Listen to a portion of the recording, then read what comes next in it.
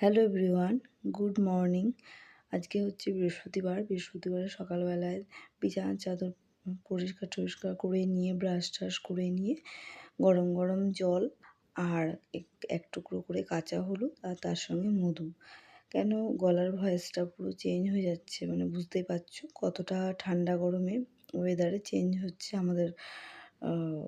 Change হওয়াতে আমাদের শরীরটা এরকমই হয়ে যাচ্ছে, গলাটা বসে যাচ্ছে। আর এই তার সঙ্গে নিয়ে নিয়েছিলাম 1 কাপ লিকার চা আদা দিয়ে। আর হচ্ছে ছেলে স্কুল যাবে, আজকে স্কুলে তাড়াতাড়ি ছুটি হয়ে যাবে বলে ও রুটি খাবে, আর তার সঙ্গে করছি আলু ভাজা। আর এদিক দিয়ে স্নান করতে চলে গেছি। ছেলের মতন ড্রেস পরে বসে খেয়ে নিচ্ছে, আমি ততক্ষণে পুজো দিয়ে উঠে টিফিনটা করে নেব সকালে। আর এখানে দেখো পড়াতে চলে গেছিলাম, পড়ার থেকে ফেরার সময় পাশেই পড়ে রামঠাকুর আশ্রমে চলে গেছিলাম। আমাদের দুটো আছে, আমি যেখানে থাকি বাঘাযতীনে একটা, আরেকটা হচ্ছে যাদবপুরে। রামঠাকুর আশ্রমটা তোমাদের ঘুরে দেখাচ্ছি।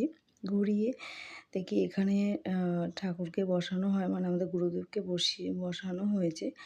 আর এখানে দেখো খিচুড়ি ভোগ দেওয়া হয়। খিচুড়ি ভোগ নিয়ে চলে গেছিলাম, ছুটি হওয়ার পর ছেলেকে স্কুল থেকে নিয়ে চলে গেছিলাম। বুঝতে পারছো কোথায়? আমার বাপের বাড়িতে। এই যে এখানেও হচ্ছে আমার গোপাল গুরুদেব আছে।